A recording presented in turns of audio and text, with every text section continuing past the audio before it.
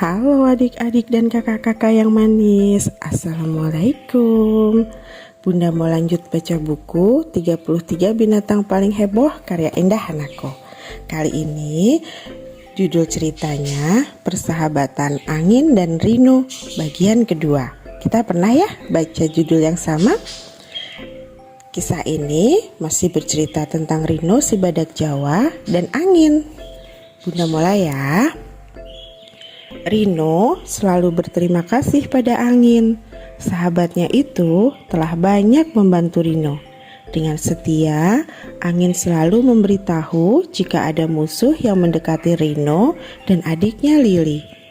Karena bantuan angin, Rino bisa tidur lebih nyenyak dari biasanya. Sehingga dia tidak perlu berjaga sepanjang malam hanya demi menjaga Lili.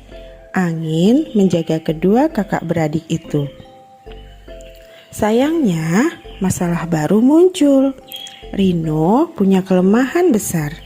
Matanya rabun parah. Rino hanya bisa mengandalkan indera penciumannya yang sangat tajam, juga telinganya yang cukup peka. Namun, Rino kesulitan untuk menentukan arah. Telinganya kadang salah mendeteksi asal bau. Jika ada angin, itu bukanlah masalah besar. Namun, ada kalanya angin juga perlu beristirahat sejenak. Ketika itu terjadi, Rino harus benar-benar memanfaatkan telinga dan hidungnya. Rino pernah hampir tertangkap oleh pemburu karenanya.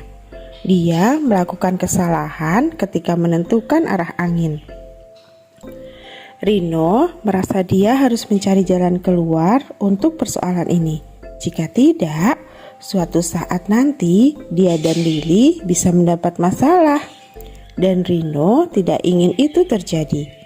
Kini dia hanya punya Lili sebagai anggota keluarganya, setelah ayah dan ibu mereka menjadi korban pemburu liar. Apa yang kamu lakukan untuk mengetahui kedatangan musuh? Tanya Rino pada badak lain. Dia sedang berusaha mengumpulkan informasi. Siapa tahu teman-temannya bisa memberi petunjuk. Namun Rino tidak mendapat apa-apa. Aku pun mengalami masalah yang sama. Begitu umumnya jawaban teman-temannya. Tapi Rino tidak putus asa. Dia terus berusaha mencari tahu. Hingga akhirnya angin mendengar masalah yang dihadapi Rino. Ada masalah apa dengan telingamu? Tanya angin ingin tahu. Rino pun menceritakan semuanya. Angin mendengarkan dengan seksama semua kata-kata sahabatnya. Jadi apa pendapatmu? Tanya Rino akhirnya. Badak itu sudah tidak bisa memikirkan apa-apa. Meski telah berusaha mati-matian memecahkan masalahnya, sepertinya tidak ada hasil yang memuaskan. Entahlah, angin yang biasanya cerdik pun tidak bisa membantu. Aku hanya kesulitan saat kamu tidak ada. Telingaku sering salah menentukan arah, cetus Rino. Badak itu sangat sayang pada Lili. Dia tidak ingin adiknya celaka. Itulah sebabnya Rino berusaha keras mencari jalan keluar. Sehingga meski tidak ada angin, dia dan Lili akan tetap baik-baik saja. Angin terdiam lama. Saat itu hari sudah gelap. Lili baru saja tertidur. Badak betina itu tampak pulas. Rino, bisakah telingamu digerakkan? Tanya angin tiba-tiba. Rino tercengang mendengarnya. Digerakkan? Tidak bisa. Telingaku tidak sehebat itu, canda Rino. Angin terkekeh. Apakah pendengaranmu bisa lebih baik jika telingamu dapat digerakkan? Rino tercenung. Entahlah, mungkin saja. Tapi sepertinya itu hal yang mustahil, teman. Angin tertawa kecil. Jangan begitu. Bagaimana kalau kita mencobanya sekarang? Tanya angin. Mencoba apa? Rino keheranan. Menggerakkan telingamu. Tenang saja, aku akan membantumu. Angin menepuk-nepuk jula Rino dengan lembut. Rino ternganga. Badak itu tidak yakin mereka bisa melakukannya. Namun angin terus meyakinkan sahabatnya agar mau mencoba. Mungkin saja bisa berhasil, tidak ada salahnya mencoba, bujuk angin. Mereka pun mencoba menggerakkan telinga Rino. Tentu saja itu bukan pekerjaan mudah. Bahkan Rino sendiri pun merasa yakin itu mustahil. Sepertinya tidak ada temannya sesama badak yang bisa melakukan itu. Namun, angin ternyata tidak mudah putus asa. Selama berhari-hari, dia terus memaksa Rino untuk mencoba. Hingga akhirnya kerja keras mereka mulai berbuah manis. Awalnya, telinga Rino hanya bisa bergerak sedikit.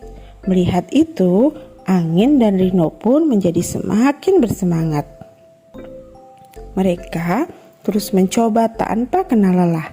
Makin lama, telinga Rino makin lentur, kian mudah bergerak ke sana dan kemari.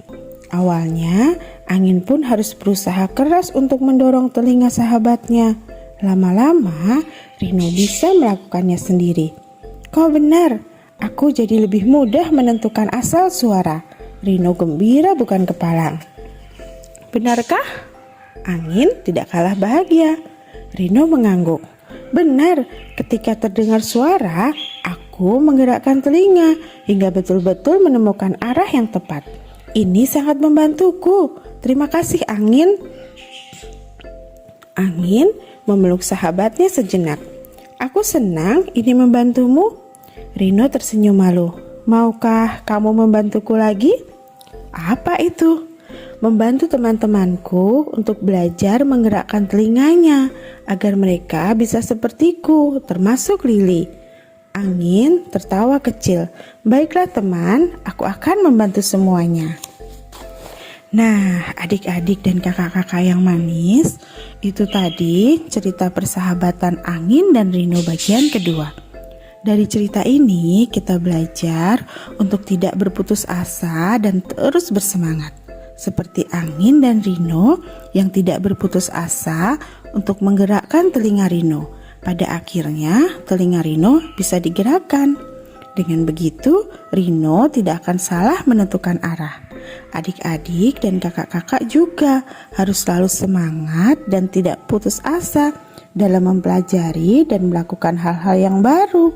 Hasil tidak pernah mengkhianati usaha. Fakta sains dari cerita ini, badak dapat memutar kedua daun telinganya hingga bisa berputar ke segala arah. Cula badak putih di Afrika bisa tumbuh hingga sepanjang 1,5 meter.